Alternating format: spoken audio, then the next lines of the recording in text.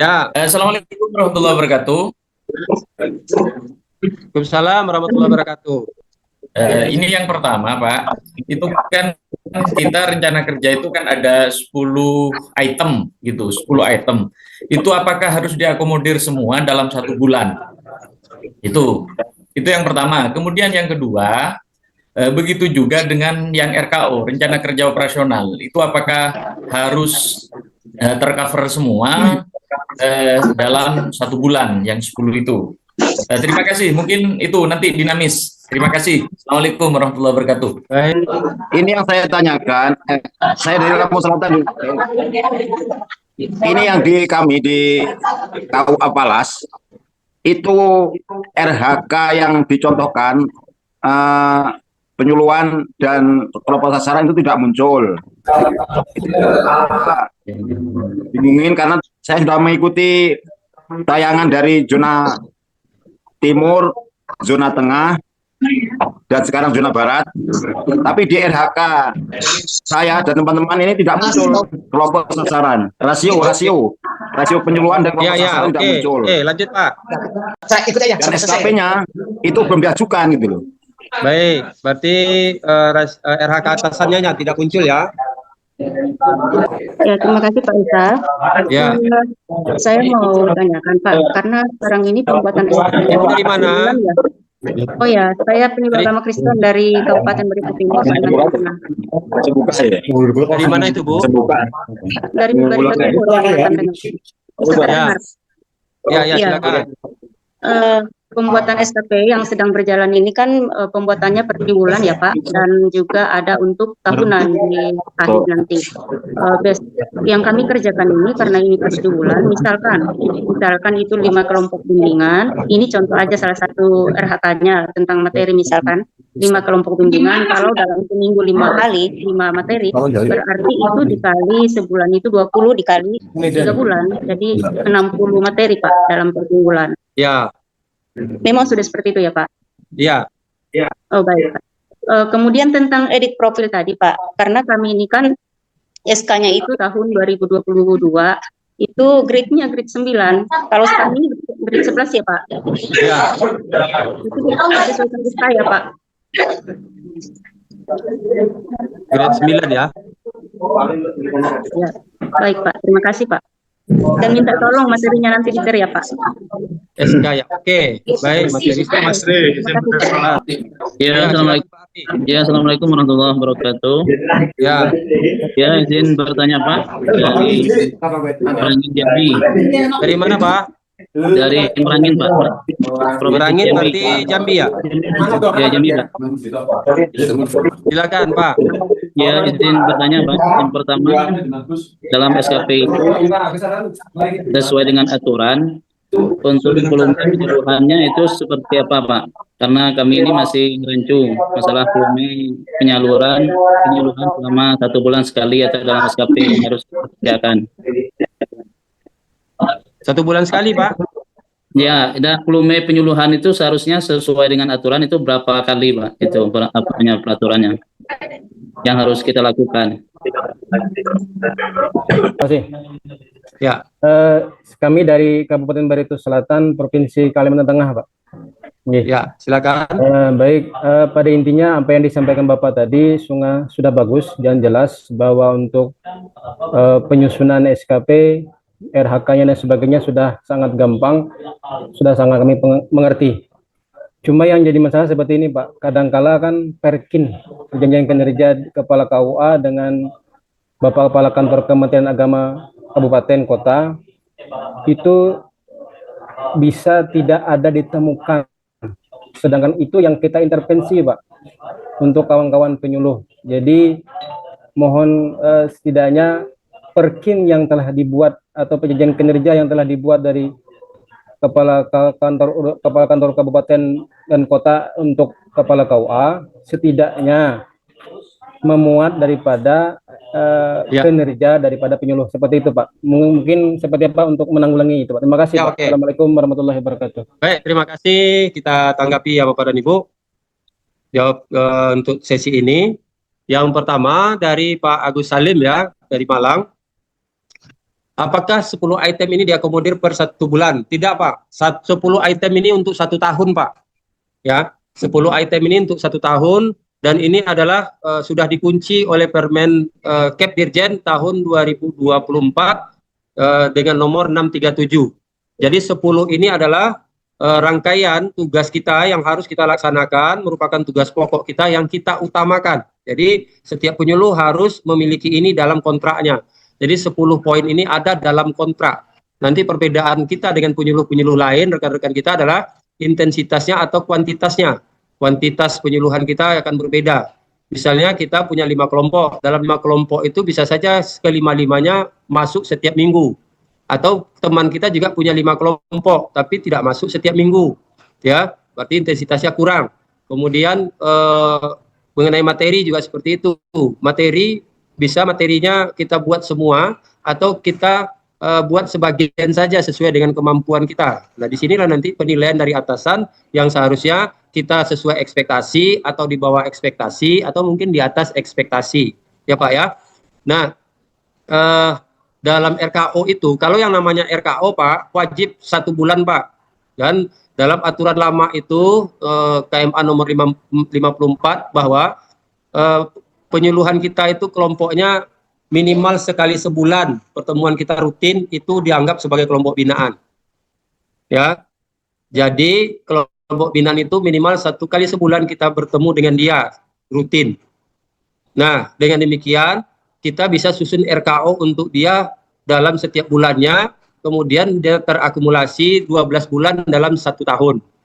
Nah, bagi kelompok itu makanya tadi ada kelompok binaan tatap mukanya per hari, setiap hari kita masuk, selama hari kerja, ada yang per minggu, atau mungkin 2 kali seminggu, ada yang per 2 minggu, ada yang per bulan. Ya, nah jadi ada ini kategori kelompok binaan, Bapak dan Ibu. Kalau dia sekali 3 bulan, sekali 2 bulan, itu tidak bisa dianggap sebagai kelompok binaan ya Pak. Ya, kelompok binaan itu minimal masuk sekali sebulan. Ya, baik. Kemudian berikutnya untuk Pak Mahmudi, RHK atasan tidak muncul karena IKUA. Nah, ini juga problem Bapak dan Ibu, sama seperti yang ditanyakan oleh Pak Waluyo Barito. Perkim KUA itu tidak ada mencantumkan hal-hal yang berkaitan tentang kepenyuluhan.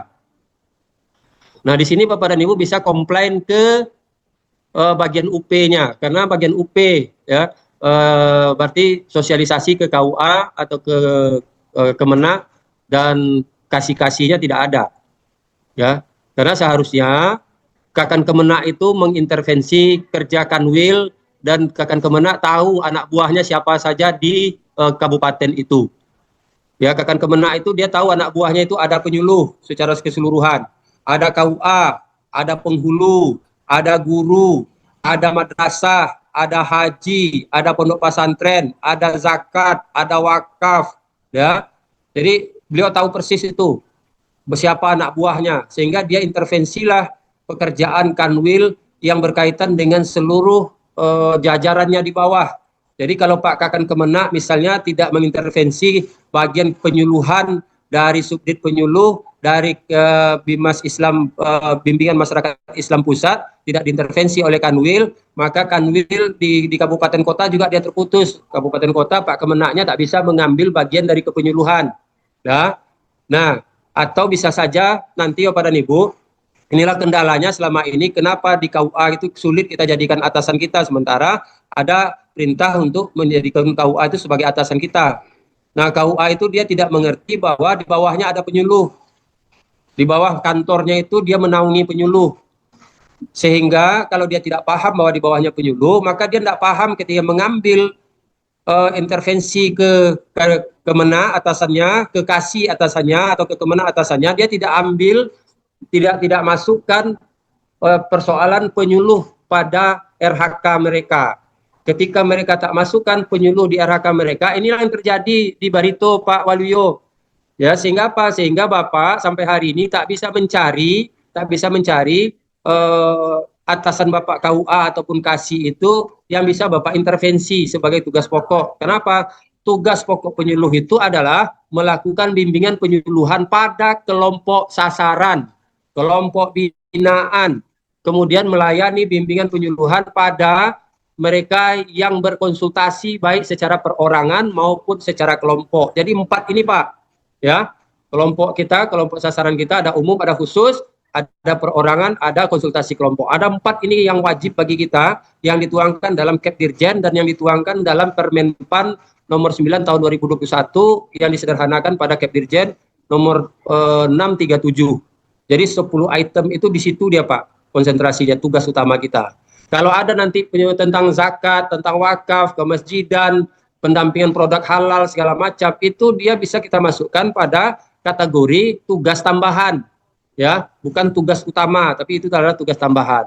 Nah, untuk Pak Waluyo dan mungkin kawan-kawan yang lain, RHK atasan tidak muncul, Pak Mahmudi, kenapa tidak muncul? Karena KUA, ketika atasan kita KUA-nya tidak mengambil memasukkan bagian tugas mereka itu sebagai atasan dari penyuluh, ya, sehingga tidak ketemu dia Pak. Nah, makanya nanti Bapak konsultasi ke UP kabupaten kota masing-masing, bagaimana caranya agar penyuluh ini bisa atasannya adalah kasih bimas minimal atau Kakan Kemenak langsung. Karena nanti dikasih bimas pasti ada bidang penyuluhan.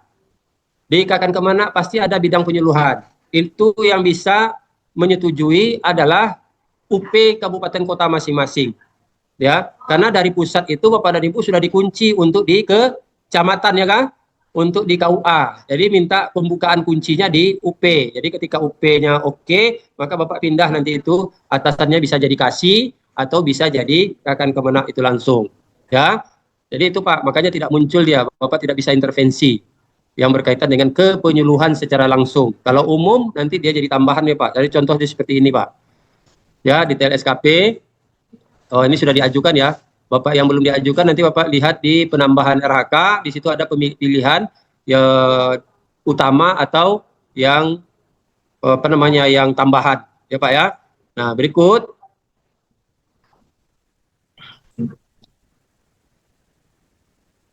ya, ini pertanyaan berikut Boyo Wahyunita ya. Bu, pembuatan SKP itu rentangnya adalah 1 tahun berjalan Ibu, bukan per triwulan. Ya, pembuatan SKP itu rentangnya tahun berjalan. Kalau sekarang Bapak dan Ibu karena SK-nya bulan Juni, 1 Juni, maka kita mulai dari 1 Juni sampai akhir tahun. Ya, yang triwulan itu adalah pelaporannya. Jadi triwulan itu pelaporannya, kontraknya sekali setahun, pelaporannya per 3 bulan.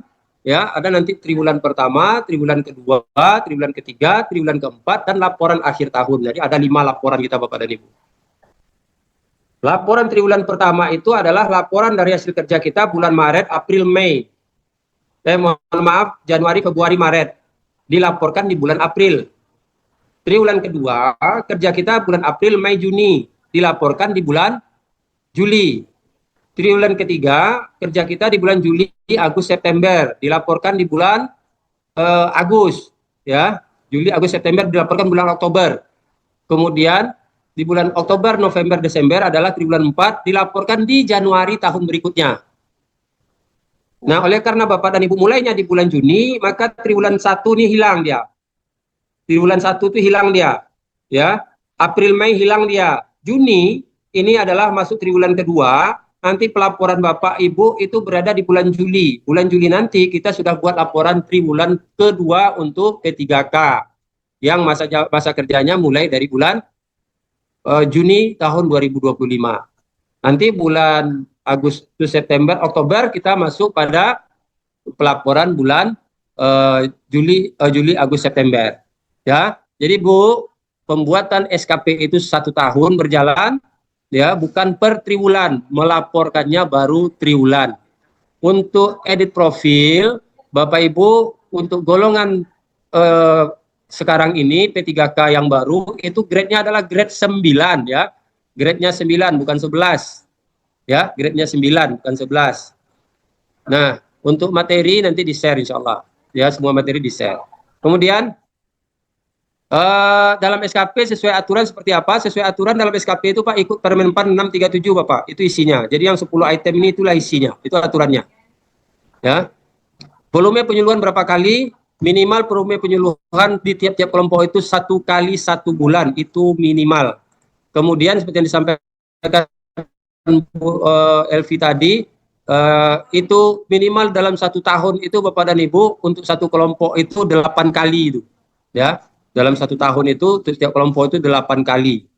Ya, karena ada mungkin hari liburnya ya, hari liburnya, atau mungkin ada kendala pada waktu cuti bersama segala macam. Jadi minimal 8 kali seperti yang disampaikan oleh Ibu Sekum tadi. Untuk satu kelompok minimal 1 kali sebulan, untuk 1 tahunnya setiap kelompok itu minimal itu 8 kali, Pak, karena ada waktu-waktu kita kena hari libur, ya. Baik, itu untuk sesi pertama. Kita lanjut untuk sesi yang kedua. Itu sesi kedua ini saya beri waktu untuk 3 orang ya Bapak dan Ibu. Untuk 3 orang. Yang pertama itu Pak Rizky, silakan Pak Rizky, Bu Rizky ya, Bu Rizky silakan Bu Rizky. Bu Rizky silakan. Assalamualaikum warahmatullahi wabarakatuh. Ya. Iya, izin Pak, nama saya Bu Nirma Rizky dari mana? Penyuluh Agama Islam Bu Rizky ahli pertama dari Bangka Belitung, Pak. Dari Belitung.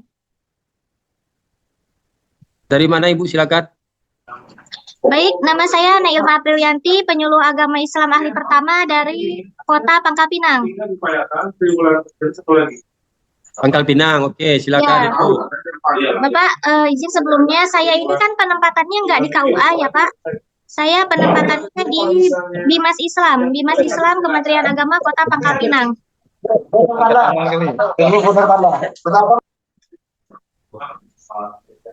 Pak, Ya, ya izin silakan. bertanya Pak, untuk karena saya penempatannya di Bimas Islam, saya ingin bertanya Pak, apakah untuk mengisi inventarisasi data itu cakupan wilayahnya sekota Pangkal Pinang atau harus fokus di satu kecamatan Pak?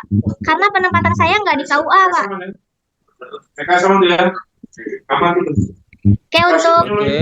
Oke, terus juga untuk terkait binaannya, apakah cakupan wilayahnya sama? Apakah cakupan wilayahnya sekota Pangkal Pinang atau misal harus khusus di kecamatan gitu Pak? Terus juga ada pertanyaan ketiga itu Baik. terkait angka kredit Pak. Apakah itu nanti ada minimalnya nggak Pak? Atau maksimalnya untuk mencapai angka kredit terkait pertemuan dengan binaan atau cukup mencapai target binaan aja? Misalkan binaan saya 5 gitu Pak. Nah untuk angka kredit itu bagaimana Pak? Oke, terima kasih. Assalamualaikum warahmatullahi wabarakatuh. Assalamualaikum warahmatullahi wabarakatuh. Kita lanjut pada Pak Oksi ya. Pak Oksi, silakan Pak Oksi. Assalamualaikum warahmatullahi wabarakatuh. Dari kanan Pak. Pak Oksi ya. Dari kanan Lampung. Kanan Lampung. Silakan Pak Oksi.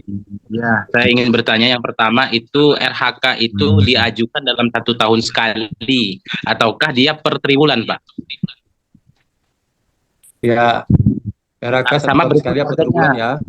Ya, apa dia misalnya per triwulan dia harus mengajukan RHK, terus kemudian triwulan kedua dia diterapkan lagi, diajukan lagi, ataukah dalam satu kali tahun? Karena saya lihat di penjelasan Bapak tadi itu tahunnya ada yang 3 bulan, ada yang 3 bulan. Apakah kita dalam setahun itu cukup kali saja mengajukan, gitu Pak? Baik, oke. Tahun Jong.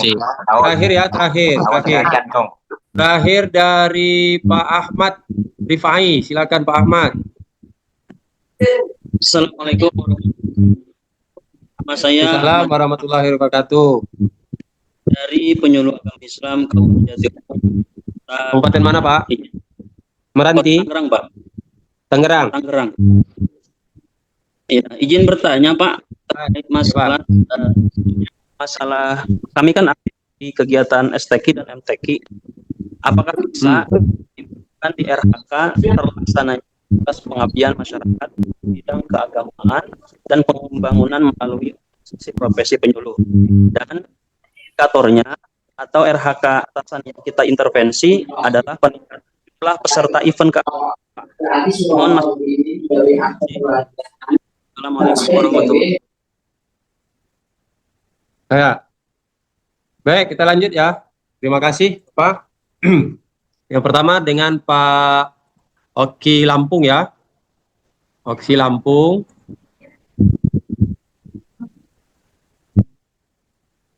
Pertanyaannya, RHK 1 tahun sekali apa triwulan? Bapak dan Ibu, RHK itu kita buat pas membuat kontrak, Bapak. Seperti yang disampaikan tadi, makanya kita mengisi RHK itu ya di kontrak. Jadi kontrak itu sekali setahun. Kontrak kita sekali setahun. Nanti pada kontrak itu kita tinggal membuat laporan ya. Saya kasih contoh nih. Saya kasih contoh, saya masuk dulu. Bentar. Bentar ya Pak. Masuk dulu.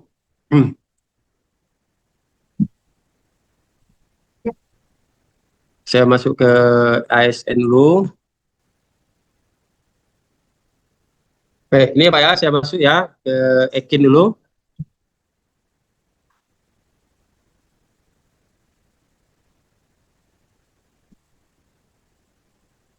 Nah, Bapak dan Ibu, ini kita kan sudah SKP Januari tahun 2025 sampai 31 Desember 2025. Nah, RHK itu kita masukkan di detail SKP di sini. Ya, nanti kalau sudah di persetujuan, makanya tampilnya model begini, Bapak. Tampilnya seperti ini, dan dia sudah terkunci. Ya. Nah, tinggal kita melakukan proses pelaporan. Nah, untuk pelaporan,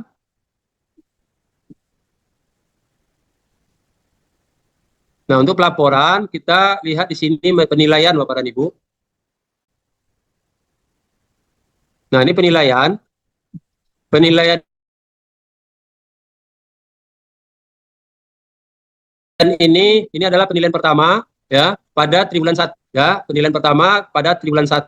Nanti kita akan masuk pada tambah periode penilaian. Nah, di sini nanti Pak, kita sesudah Bapak persetujuan, kita akan bimbing lagi Bapak dan Ibu untuk melakukan proses memasukkan laporan, membuat rencana aksi, pengisian pendukung, kemudian untuk mengajukan penilaian ya Bapak dan Ibu. Ini kita tinggal tambah periode penilaian. Periode penilaian kita yang akan kita tambah sekarang ini adalah periode triwulan kedua. Ini sebetulnya kan ada Januari, Februari, Maret, April ya, ini per bulannya. Tapi untuk memudahkan kita cukup triwulan 1 sudah lewat, ya triwulan 1 sudah lewat pada April kemarin, maka masuk kita triwulan 2 nih Pak. Nanti bulan Juli kita masuk triwulan kedua. Kita klik OK. Nah, secara otomatis muncullah di sini triwulan kedua periodenya adalah April sampai dengan Juni. Nanti Bapak dan Ibu juga begitu, periodenya April sampai dengan Juni. Tapi Bapak kan mulainya dari bulan Juni, tidak ada masalah, makanya Bapak masuk nanti di triwulan kedua. Nah, sesudah itu baru kita masuk ke rencana aksi. Nanti kita masuk ke rencana aksi. Nah, di rencana aksi inilah nanti kita isi apa rencana aksinya dalam setiap 10 item kita ini. Ya. Nah, di sini baru kita bisa pilih apa yang kita kerjakan dalam 3 bulan itu. Bisa saja keseluruhannya ada rencana aksinya, bisa saja tidak. Ya, bisa saja cuma 4 atau 5 yang kita kerjakan dalam 1 bulan ini. Selebihnya tidak kita kerjakan karena kita kerjakan pada periode triwulan sebelumnya atau triwulan berikutnya misalnya. Ya. Nah, kita tambah rencana aksi. Nah, di rencana aksi ini apa rencana aksi kita? Ini adalah menyusun. Nah, di sini kita kembali ke sini. Kembali kita pada lembaran kerja kita uraian tugas 2025. Ya, di uraian tugas 2025 inilah rencana aksi kita Bapak dan Ibu. Nah, nih, rencana aksi kita. Ya, nih. Ya, ini rencana aksi kita. Rencana aksi kita pertama adalah menyusun rencana kerja tahunan. Berarti kan enggak lagi nih Pak, karena menyusun rencana kerja tahunan kita di awal misalnya. Rencana aksi kita yang ada itu adalah menyusun rencana kerja operasional bulan, kalau Bapak tentu bulan Juni Pak. Ya, bulan Juni. Kalau kami yang sudah dari awal tahun, tentu kita yang akan kita susun rencana RKO-nya adalah Maret, April, Mei. Ya, April, Mei, Juni. Ya, April, Mei, Juni. Kalau Bapak kan tinggal bulan Juni, ya kita klik di sini, kopikan, nanti kita pastikan di sini Pak. Ya, kita pastikan di sini. Ya, menyusun rencana kerja operasional. Berapa kelompok? Kelompok kita adalah 5 kelompok. Ya, 1 kelompok itu dalam 3 bulan berarti tiga per kelompok, ya kan? Setiap bulan 1, ya, 3 bulan ada 5 kelompok berarti 15. Nah, ini kita bikin sini 15 dokumen RKO, Pak. Klik OK. Nah, ini dia, Pak. Ya, ini rencana aksinya. Ya, Pak, ini rencana aksinya. Nah, nanti kita lihat di SKP. Ya, di SKP pada penilaian kita sudah punya rencana aksi. Ya, kita sudah punya rencana aksi. Nah, kita sudah punya rencana aksi. Nanti tinggal kita ngisi pengisian bukti layak dukung. Ya, maka keluar di sini. Ya. Nah, tambah dokumen. Dokumen 6 ya, RKO-nya, RKO kita ada 15 tadi. Kita tambah bukti fisiknya, target 15 dokumen RKO nih muncul. Kemudian waktunya adalah 3 bulan. Jadi waktunya 3 bulan. Nah, ini kita akan bahas sesudah Bapak dan Ibu disetujui nanti, Bapak. Jadi kita akan tunggu, insya Allah di bulan Juli kita akan mulai pelatihan lagi untuk mengisi rencana aksi, pembuatan laporan, ya, dan format-format laporan yang ada. Baik ya Bapak dan Ibu, ini sebagai pengantar kita, pendahuluan bagi kita. Nah, kemudian Pak Ahmad Rifai, atasan kita sebelumnya Kepala KUA pindah ke Kasibimas, ya. Kita menyesuaikan saja, Bapak. Menyesuaikan saja. Bagaimana cara menyesuaikannya? Nanti Bapak di sini, Pak. SKP, kemudian detail SKP. Nah, di sini, Pak, ini ada muat ulang, Pak.